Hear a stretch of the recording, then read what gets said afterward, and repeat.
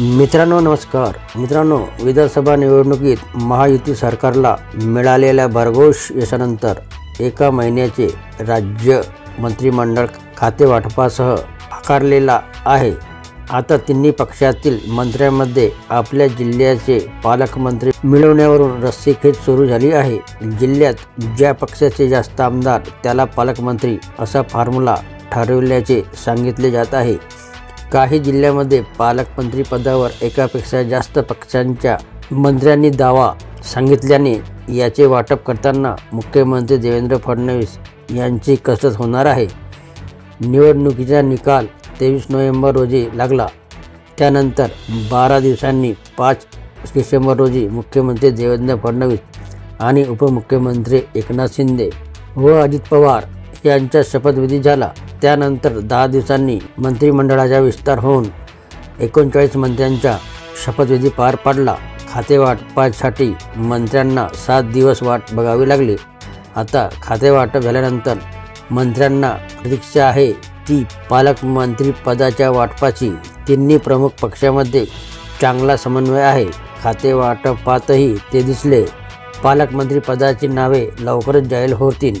पालकमंत्री पदावरून महायुतीतील कुठलेही कुरबुर नाही असे भाजपचे प्रदेशाध्यक्ष तथा महसूल मंत्री चंद्रशेखर बावनकुळे यांनी नागपुरात पत्रकारांशी बोलताना स्पष्ट केले आहे।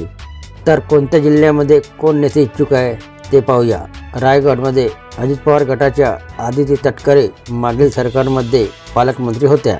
यावेळीच शिंदे सेनेचे भरत गोगावले हे आपण पालकमंत्री होणार असल्याचा दावा करीत होते, मात्र त्यावेळी त्यांना मंत्रिमंडळात समावेश झाला नाही। आता तटकरे आणि गोगावले दोन्ही मंत्री आहेत। रायगड जिल्ह्यात शिंदे सेनेचे 3 आणि भाजपचे 3 आमदार आहेत, तर अजित पवार गटाचा एकच आमदार आहे। गोगावले यांनी यावेळी पालकमंत्री पदावर दावा सांगितले आहे। तर अजित पवार गटाचे प्रदेशाध्यक्ष सुनील तटकरे हे जिल्ह्यावर आपली पकड कायम ठेवण्यासाठी आदिती तटकरे पालकमंत्री मिळावेत यासाठी प्रयत्नशील आहेत। सातारा जिल्ह्यात भाजपने 4, शिंदेंना आणि अजित पवार गटाचे प्रत्येकी 2 आमदार आहेत। जास्त आमदारांच्या फॉर्म्युलानुसार साताराचे पालकमंत्री भाजपकडे जाण्याची शक्यता आहे। मात्र मागील सरकारमध्ये पालकमंत्री राहिलेले शंभूराज देसाई हे यावेळी पालकमंत्री पदासाठी प्रयत्नशील आहेत। संभाजीनगर मागील सरकारमध्ये शिंदे सेनेचे संदीपान भुमरे आणि ते लोकसभेवरून निवडून गेल्यानंतर शेवटचे काही महिने शिंदे सेनेचे अब्दुल सत्तार हे छत्रपती संभाजीनगरचे पालकमंत्री होते। आता शिंदे सेनेचे 6 आणि भाजपचे 3 आमदार आहेत, त्यामुळे पालकमंत्री मीच होणार असा थेट दावा शिंदे सेनेचे संजय शिरसाट यांनी केला आहे। तर दुसरीकडे अतुल सावे सलग 3 वेळा निवडून आल्याने ते योग्य असल्याचा दावा भाजपच्या स्थानिक पदाधिकाऱ्यांनी केला आहे।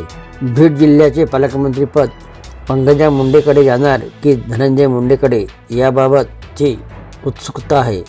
यापूर्वी मंत्री असताना या दोघांनीही या जिल्ह्याचे पालकमंत्रीपद सांभाळले आहे।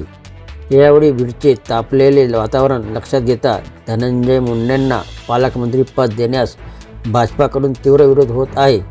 त्यामुळे पंकजा मुंडे यांच्याकडे पालकमंत्री जाण्याची शक्यता वर्तवली जात आहे। नाशिक जिल्ह्यात अजित पवार गटाचे 7 आमदार आहेत, त्यामुळे ज्या पक्षांचे जास्त आमदार त्या पक्षांचा पालकमंत्री या नियमानुसार आमच्याच पक्षाला पालकमंत्री पद मिळावे असा आमचा दावा असल्याचे अजित पवार गटाचे मंत्री माणिकराव कोकाटे यांनी म्हटले आहे। भाजपचे नाशिकमध्ये 5 आमदार निवडून आले असल्याने जिल्ह्यात पक्षवाढीसाठी आणि आगामी महापालिका निवडणुकीच्या दृष्टीने भाजपाकडून नाशिक पालकमंत्री पदासाठी आग्रह कायम आहे। मुंबईत शिवसेनेचा एकही मंत्री नाही, तरीही आगामी महापालिका निवडणूक लक्षात घेता मुंबई शहर किंवा उपनगर जिल्ह्यापैकी एका जिल्ह्याचे पालकमंत्री पद मिळावे यासाठी शिंदे प्रयत्नशील आहेत। मागील सरकारमध्ये मुंबई शहरातील पालकमंत्री म्हणून जबाबदारी भाजपचे मंगल प्रभात लोढा यांच्याकडे होती, तर उपनगराची जबाबदारी दीपक केसरकर यांच्याकडे होती। यावेळी मुंबईतील एका जिल्हा आम्हाला मिळावा असा शिंदेचा आग्रह आहे।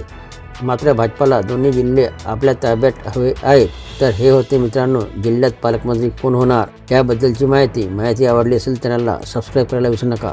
जय महाराष्ट्र मित्रांनो.